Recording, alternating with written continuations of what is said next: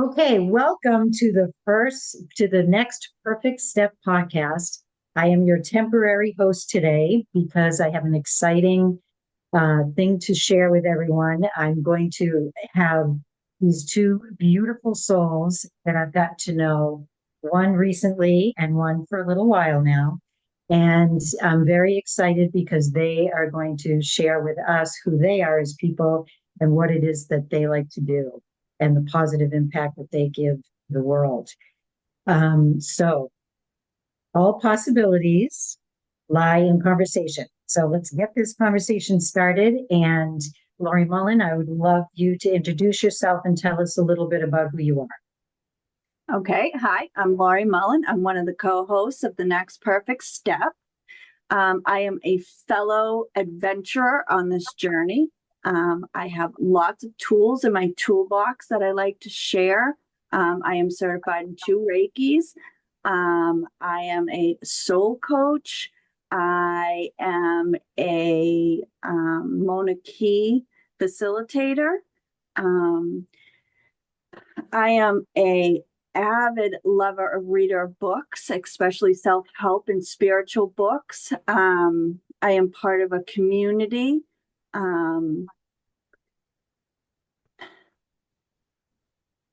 Really, I'm Could you just explain to me what the monarchy, is that what you said?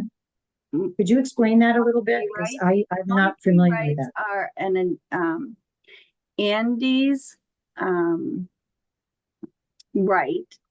It's passage. It's a self-love opening of your heart pathway that we explore with 9 different rites, which is 9 different ways to connect with yourself and your self-love and nature around us. Yeah. Thank you. That's I took the class with Lori. So she taught that class. I took that 3 years ago. Mm-hmm. It was great. It was wonderful. Yeah, it's a very sacred, ceremonial event, which I just absolutely love. It's a connection like no other between just everything around you. You just have a feeling of everything being connected around you, which all leads back to your own heart, which is That's amazing. Very interesting. Thank you. Thank you. Yeah. Anything else you want to add before we move to Lori Tremblay? No, that's about it. Okay. All right. Lori, can you tell us a little bit about yourself? Sure. First of all, I want to thank you, Kim, for being our guest host today. Oh, appreciate that. Thank you. This is fun. My pleasure. So yeah, I'm Lori Tremblay. I live in the same region in New Hampshire as Kim, and Laurie Mullen is in the southern part of New Hampshire. We're both Reiki masters. I'm also a Reiki master teacher, and I love that because I love helping people to discover that they can learn to heal or open up the healing channels within themselves, which I love that. I also channel music through piano, and I channel messages that I started writing down, and I will put it into a Substack blog post, and it's called True You Channeled Writing, which I really enjoy doing that. Sometimes I told the story of one time I was sleeping and I kind of woke up in the middle of the night, felt like a tap on the shoulder, and it said, all right, write down these messages, and they just were coming through. They started coming through Reiki. So I really enjoy just being open to that. I think we can all, it's not something special, but we can all do that. And I also enjoy doing the podcast with Lori. I love nature. My husband and I are avid. We like to walk in nature, just be connected, and gardening, cooking, and reading. I like art, more the creative side than the mathematical science, but I enjoy reading about, the science of things too, but I'm more creative. And I love connecting with people, and just our spiritual community is important to me too. That's great. Thank you. And I've been the recipient of some of her talents, and I'm blown away a lot of the times. So I'm really excited to be able to do this. I've watched this podcast quite a bit, and it's always interesting, a lot of insight. I really feel like you guys are so passionate about this podcast and you shine the spotlight on so many people. So I feel extremely honored that I get to shine that spotlight on you two beautiful souls today.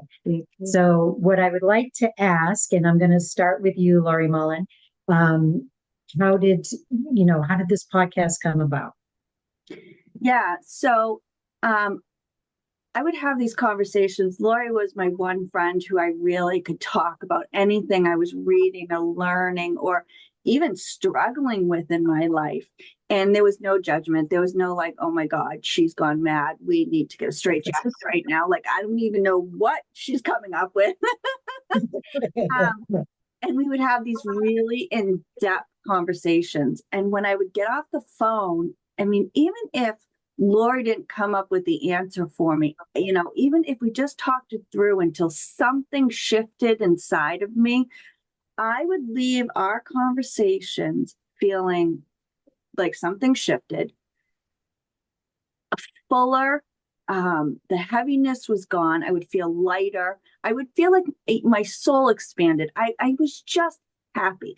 No matter how I showed up within the conversation, I left the conversation feeling better. And I really wanted to have more conversations with people like that. And I wanted more people to be able to have conversations, to be able to feel what I was feeling. And that's something I'm really passionate about, is wanting everyone to feel this joyful life that I have finally found.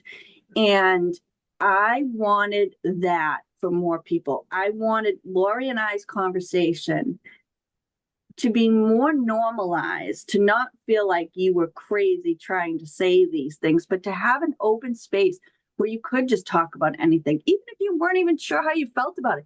I mean, some of the things I've called Lori with are the most craziest things ever, that after, like, we laugh, like, okay, somebody actually believes this. But we were able to talk it without her going, this is what you believe. Like, no, this was just a conversation about something.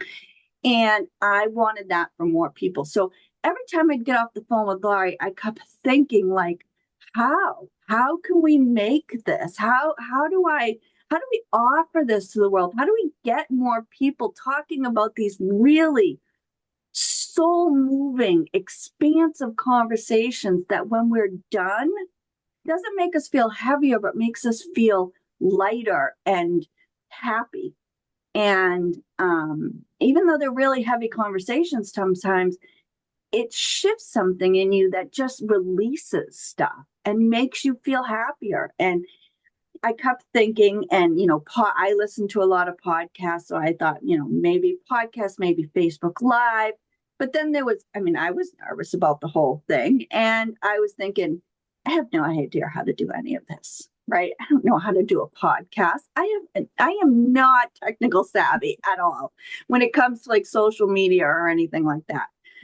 So, but I just kept, every time me and Lori would talk, I would feel so good that I just wanted to share that feeling with the world. And then we had a girls' weekend, and I'll let Lori take over the rest of the story. Yeah, so Lori and I and another friend, Joan, we just wanted to get together. We went to up north, and we got a place to stay. We thought we were going to just do, healing, read cards, hiking, and doing all these other things. We did none of those things. We had these great conversations, and we were doing oracle card readings, and we were just, like Lori said, just exploring ideas. And what I like about Lori is that she comes up with these outside the box ideas that I hadn't considered before. And I thought, like aha moments all the time with her. And so I enjoy speaking with her as well. But we had just a wonderful weekend. And then Lori said, I think we just need to allow what's coming next, which is kind of where the next perfect step came from. And we talked about podcast. And Lori said, well, I've been thinking about doing a podcast, and we got really excited about the idea of doing it. Initially, it was going to be the three of us, Joan, Lori, and I. But Joan did the first episode with us, which was fun. And yeah, and then we had her as a guest. She wasn't able to continue, so we just going and we've been learning. We've had some bloopers on the show that maybe people don't know about. It's like a lot of fun, lots of fun. And I get excited too when I'm talking with Lori, and I just excited talking with our guests and exploring what we're believing and what we're considering, like as Lori said. So yeah, it's been about a year, a little bit over a year. This is our second season. So Well, we it, learned a lot, yes, but it has been fun. It has been fun. it is fun. yeah, and you've had so many interesting guests on, and one of the things that I want to just express my thanks to for this podcast is it is hard to find intelligent conversation, and every time I turn on one of your podcasts, it's always intelligent conversation, and I really love that. So, which brings me to kind of the next question and I'm going to start with you, Laurie T. When did you first start to reawaken your sense of consciousness? Oh, well, this is really interesting because when I was very young, I remember laying in bed and contemplating the stars and how far the stars went. And I was kind of freaking myself out because it was like, getting the concept of eternity. When I was under 5, I called my mom and I was trying to talk to her about it. And I remember that. And then also remember something a little strange, but it happened. My perception was different. I walked into a room one day and I was still young, under 5, and I looked at the clock and it was spinning around like this fast.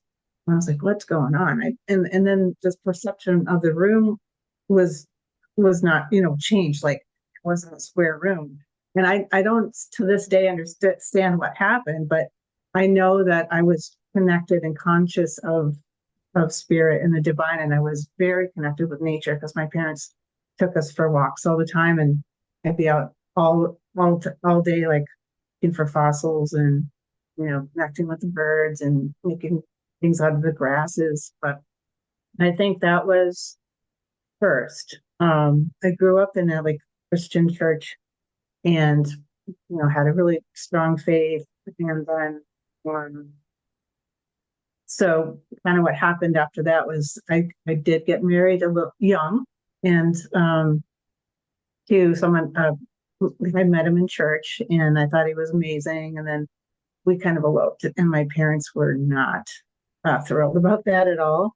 And to make a long story short, he started drinking. After a year, became abusive emotionally and physically, and that sort of was a nightmare for me because we were traveling, and I had when we had a son, and weren't ready we didn't have a stable environment, so he had to go to his mother. So that all of those things happened, and we were around a lot of churches, and what I saw on my travels and what was happening with him kind of changed the way I grew up, changed my faith. And I'm not trying to do this as a downer, but just to explain what happened. My faith, I left him. He was committed to a mental hospital because he was schizophrenic also, bipolar, and an alcoholic. So left. And when I got home, I was really sick. But I also realized I didn't have the faith anymore. I didn't know what to believe. It was like things had been, the rug had been pulled out for me, and I was struggling. But I always knew that there was a higher power. It just wasn't the way that I envisioned it. So I had to find my own way. I had to find my own way back. And I pretty much stumbled and spiraled out of control for a little while, more than a little while, just trying to find out who I was and where I was going. So that was difficult, but through it all, I learned I could survive. I learned that I was stronger than I thought. I got custody battle back for my son, got a divorce, got back on my feet, got working again. And then we were able to move to New England. I was able to move to New England with some friends. And from then on, actually, my spiritual path just unfolded. Like I met a medium. We sat in a circle and just connected with spirit. And then I started taking different classes and met different people. And it was like step by step by step by step, I was opening up to figuring out what resonated with me. And then I figured out that I was really wanted to have a reconnection with spirit in a different way than I grew up. Not saying that anyone that's going to church is wrong. It's not. It was not right for me, and so I had to find my own way. I'm so grateful now looking back that that happened and that I did find my own way. And I found Reiki. I found different modalities where I could connect with spirit in a beautiful way.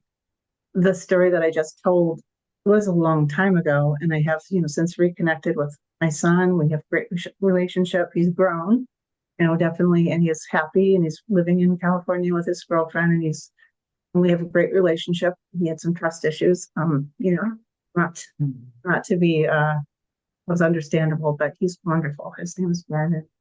And now I'm married to a beautiful man. We've been married for 20 years. His name is Glenn, and he's just so supportive. And he's my best friend. And on our first date, he said, "I will never hurt you." And I was like, well, where'd that come from? But he just said, "You look scared." So I'm just so grateful. He's my rock and just a really wonderful man. Just very blessed, very, very blessed. Well, thank you for that. Yeah, that's it. And I think sometimes our darkness and things we go through really spur us forward into that growth that we wouldn't normally have if we didn't experience some of those things.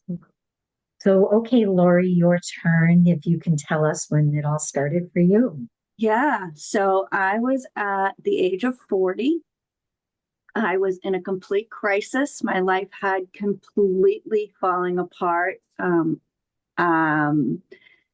Hit rock bottom. I'm not even sure. I might have been lower than that. My mom had passed away. I was losing my house. My marriage was falling apart. My kids were young. There were events around them that were happening. I had gone into such a deep depression. And I knew there was something inside of me that knew I was about to get really sick. I knew I wasn't healthy. I wasn't feeling good. I was physically, emotionally, and spiritually in a crisis. All levels of all of me was done. And there was something in me that was like, you either have to figure out how to live or you're not going to. I knew it. I knew something had to change. I couldn't keep going on like this. I was getting up every morning for my children. They're my heart, my whole world. But I wasn't healthy for them either. And I knew something had to change. And I happened to be online and I got this advertisement for what was shamanic drumming and shamanic journaling. And I thought that was fascinating. And I started to find the world of energy. And one of my friends, my longtime friends, had just posted this thing about what is Reiki, what is energy. And so I went to it. And she got me started down that path. And at the same time, when I found that Facebook group, I loved drumming. I loved, the Native American culture. There was just something so sacred and fascinating about it to me. So I went to that and I met one of my first teachers, Bridget Murphy, and started going down the road. She offered a 9-month coaching, which was like counseling for me. My friend who offered the free Reiki, Chrisanne Travia, I started going down the energy road with her and what that was all about. And it just opened me up to this world. And so for my 40th birthday, I decided I was going to do something that I've always wanted to do that I've never really done. And I went to a medium, and it was a known medium in my area. She'd been doing this forever and ever. And my best friend knew her, and she said, I've got you. And she took me to see her. And it just, all three of those things came together and just opened up this world for me. And I just went in with both feet. This was my lifeline. This was my, what do you call those white things that keep you floating? Remember, but it's what saved me. It was like this, okay, you've decided you're going to live, because I really didn't know if I was going to. And when this door opened up for me, I decided I'm going to live. And I jumped in with both feet. I started learning everything I could learn. It didn't change my world right away. Me and my husband separated for about 7 years. We both worked on ourselves. I dove all in. He dove into his work. I dove into mine, which was very, very different. I started learning Reiki and reading books and going to classes and learning everything I could get my hands on. I went down the conspiracy theory hole, the rabbit hole, in every direction possible. And I got to a point where I had learned all of these tools. I was really into all of it, but I wasn't really implicating it in my life. I wasn't doing it. I had learned it, but I wasn't living the lessons. And that was the next step. And that opened up huge doors for me too. And got to a point in my life where everything started coming back together. Me and my husband got back together. We both showed up as new people, and we have the best relationship we have ever had. My two boys are soaring. And it just, every time, every step on this path has just opened up more and more doors. And I went from not knowing whether I was going to be here to absolutely living my best life. And like I said earlier, those dark places really bring us into a much stronger sense of light than we could ever have without it. So would you say that the Next Perfect Step podcast, or even just following this work, brought you into that state of joy? Is that what held you forward into the state of joy that you get to experience now? Or was there some specific thing? No, so there isn't a specific thing. So I have, Laurie will tell you, I am really good at questioning my own beliefs. So each step along the path formed a new belief, right? I learned a new relationship with God. I learned a relationship with angels. I learned a relationship with the people around me, with Lori, with my husband, with my children, with my parents, well, my dad. Not that my mom's not there. It's just not in form. I got to experience all these new things and question my belief and question my beliefs. And I really did learn that you asked the question in the beginning, who am I? And I think that we as humans start to tell us about the tools we have, or the things we do, or what society forms us as. But who we all are powerful, compassionate, spiritual beings. That's who we are. But who wants to say that? Nobody has the gall to say that, right? Because it comes with all kinds of things. We start naming off titles of what we are. No, we are powerful spiritual beings. I love that. I love that. That's who we are. Mm-hmm. And so in saying that, I have learned that we create the world we see by our perceptions, by our beliefs. And guess who gets to decide those? We do. And Mhm. so I learned that life is a perspective. I get to decide what things mean. So when someone says hello to me, I get to decide whether they were like, hi, hello, or they were like, hi. I get to decide that. That's That a good. makes my life happier. So it wasn't one thing, one lesson. It is all of the lessons together that got me to this perspective and to stand in my own power and say, yeah, no one's in control. I am that powerful. And that does not come from a place of ego, because every single person on this earth is that powerful. I am no more powerful than anybody else. You are just as powerful. Stand in it and say it, own it. And that is what has just, that statement right there that I just said brings joy to my heart.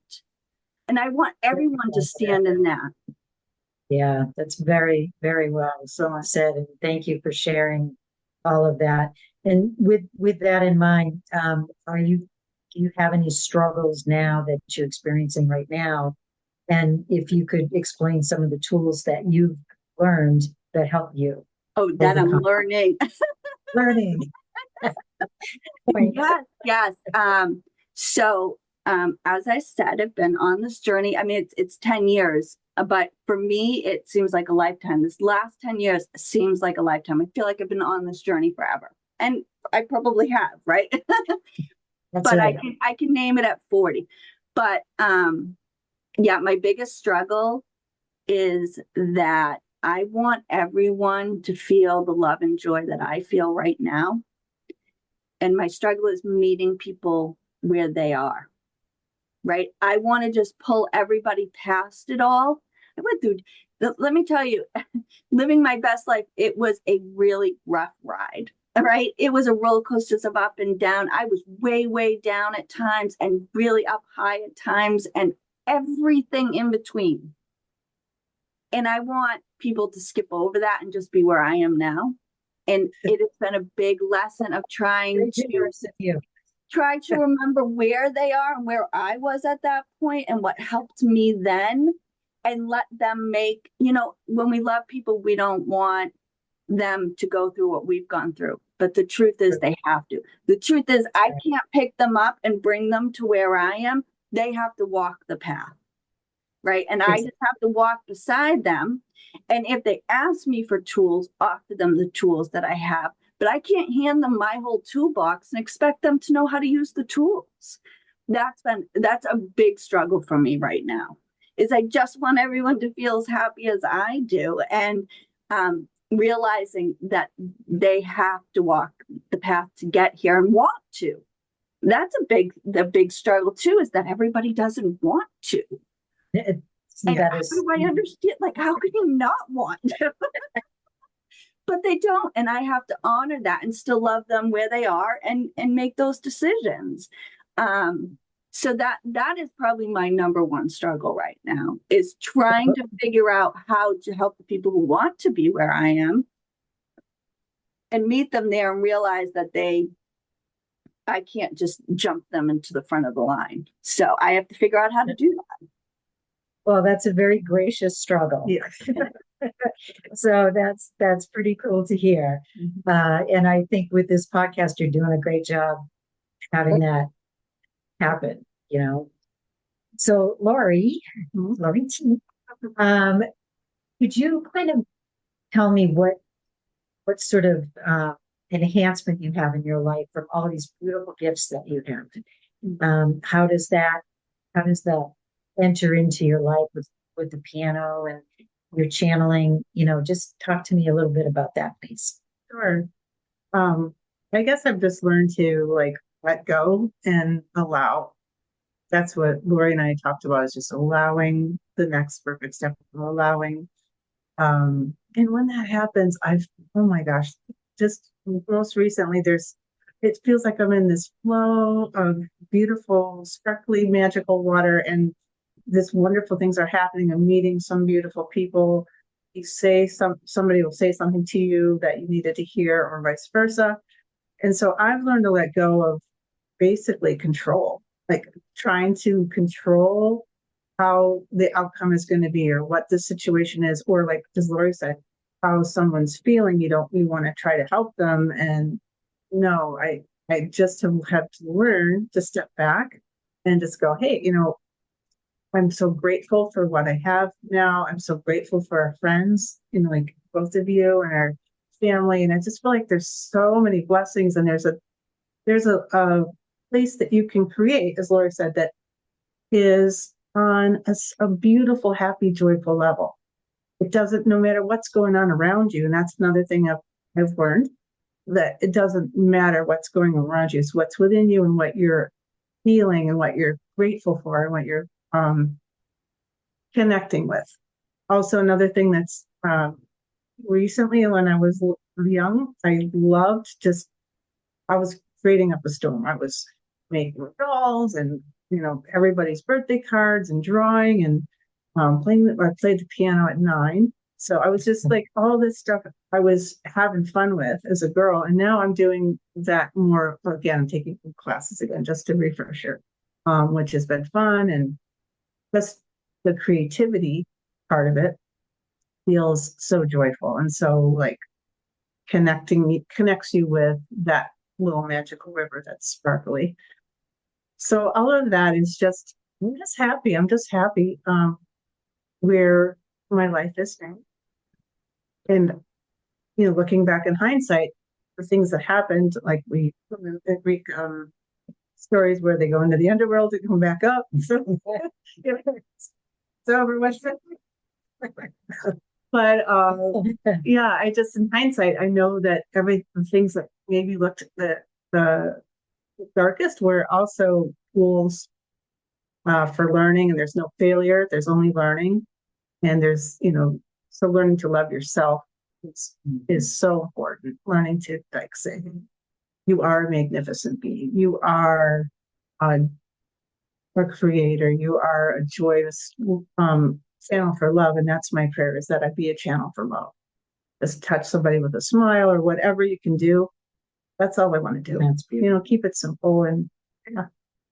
And I forgot to tell you that Lori and I met in 2019 at the Greenwich School of Herbalism in Salem. I love that. Yeah, that's where I lived then. Lori, drove down from New Hampshire, but that's where we made our connection, and with Joan too. And we've all remained friends. I know Kim, I know you're very knowledgeable about herbs, and Kim, I must say too, I forgot to mention that she's a wonderful healer. She has a beautiful ranch with horses and beautiful land, and she's very connected. And I've had sessions with Kim too, and just admire her. And I'm so glad for our connection, this friendship too. So me too. Yeah, me too. Yeah, and it is the other part of this whole sharing is really learning so much about the depth of other people and the like-mindedness that is really out there, that this podcast allows people to tune into. And I'm so grateful for that. And I do want to share one quick little story. I was here a couple of weeks ago, and it was after I had met Laurie Mullen for the first time in person. And we just had a great day together, and we were back here, and Lori just out of the blue said to me, Lori Tremblay said to me, give me a theme. And I'm like, okay, and so it came up forest, because we had done some walking in the woods. She sat down at her piano and she played the most exquisite, what do you call that?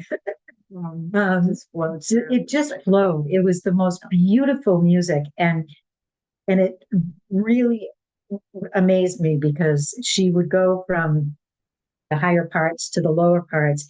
And I could envision myself, because I walk in my woods quite often, and I could envision myself being this serious person, thinking about what needs to be done, to this, oh, are there fairies over there?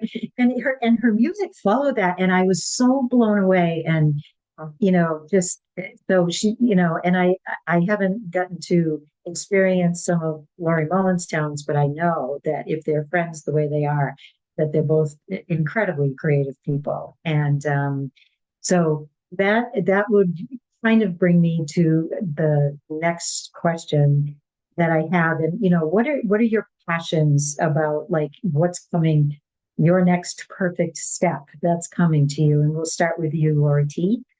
Okay. That's a great question. I think for me, the connection with our community, our spiritual community, is really important. Us getting together and forming the bonds and the connections and seeing how we can work together to create a new way to help people or to reach people. Or so I think envisioning those possibilities are exciting to me right now, instead of doing everything, kind of. When I moved here, it was during COVID, so knew nobody. And I didn't have, any connections. And so I wasn't even practicing my Reiki, because except for distance, because I didn't know anybody. But I'm so grateful for the connections that I've made here, connections that I've kept, like with Lori. And so I really think that together we can just do so well. I love that. That's exciting. That's Make it very, better. Yeah, really, really reach people who are hurting or worried or fearful, and just give them a taste of who they are and remind them who they are. As Lori was saying, oh, magnificent, divine spirit. Yes. sure. Okay. And how about you, Lori? The other Lori. So I'm going to start off with a little story. So last January, my New Year's, I don't want to say my New Year's resolutions. I have changed them to what I want to create this year, which was choose joy. And that to me was a state of being, right? And it took me an entire year to figure out how to get to where I am right now and really feel joy in my whole being. And this year's statement is I want to do everything passionately. So to me, joy is a state of being, but passionate is joy in action. So what am I passionate about? I am so passionate about getting everybody to this state. I am passionate about mindful, joyful living. I want everyone to love their life. And I can honestly say I do. Now, I still have hard days, but I love my life. And that feels wonderful to say. And I want everyone to feel that way. So, in saying that, what is my action towards that? I am so excited about what the three of us are creating. We are going to be creating workshops and retreats and getting communities together to share our tools and to help people live a life they want to live. And one of the biggest lessons I've learned is that I have these big, huge dreams. And there are steps, right? The next perfect steps along the way. And I have come to this place this year where I'm not happy when I get to the big dream. If the big dream never comes, I love what I'm doing right now. If this is it, I'm excited about it. And I love that. And I want to share it with the world. I want everyone to love their life right now and still have big dreams. But I have finally understood what it means to enjoy every step along the way. Because of the next step, if I suddenly, knock on wood, but I'm gone tomorrow, I have loved my life. I love where I am right now, and I am happy that I've accomplished what I'm happy at. And as Lori plays the piano and creates beautiful art, my creativity is forming things like this podcast, getting excited about what we are about to do, creating these events to get people together and to just share and spread and be excited about being together. Love it. I Sorry, love it. that's my cat. Yeah. Little chills here and there on that one. Well, I probably too. I was just like that one right now. I know yeah, that's great. So I think we're probably getting towards the end of the podcast time. So what I would like to do is I would like to ask each of you, what would you do if you could go back to your younger you? What wisdom that you've learned would you share with your younger you? And we're going to start with you, Laurie. That's a great question. I would just say that you are safe, you are loved, you are never going to be outside of the realm of love. You are always going to be connected, and that there's nothing to fear. There is nothing to fear. That's what I would say. I love that. Okay. And how about you, Laurie? Yeah, I'm going to be honest and say my younger self wouldn't understand anything I'm going to say, would probably look at me like I had six heads. But no, I know. But I love Laurie's answer. I mean, the first thing I would say is that I'm safe, right? I mean, I think that's a big thing, and that's something that I, want the whole world to feel is safe, right? And we don't always. So yeah, I mean, the biggest thing I would want to say is that I'm safe. The other thing is everything truly is going to work out. Yeah, That you are someday going to love your life. I mean, I look at all the things that I've been through in my life, and if I could tell them to avoid this and avoid that, but I wouldn't be where I am had I missed any of that trial and tribulation. I don't know that I would have learned what I've learned to get to this point in my life. So I would tell my younger self that you're safe and everything really truly is going to work out perfectly. Have faith and keep going. I love it. I love it. Well, I guess we've come to the closing. This has been thrilling for me to hear and learn and understand more about the two of you. I'm extremely excited about getting the opportunity to work further with you. And I'm looking forward to, maybe a part 2 of this at some point in time. So thank you for, honoring me with this position to host this for today.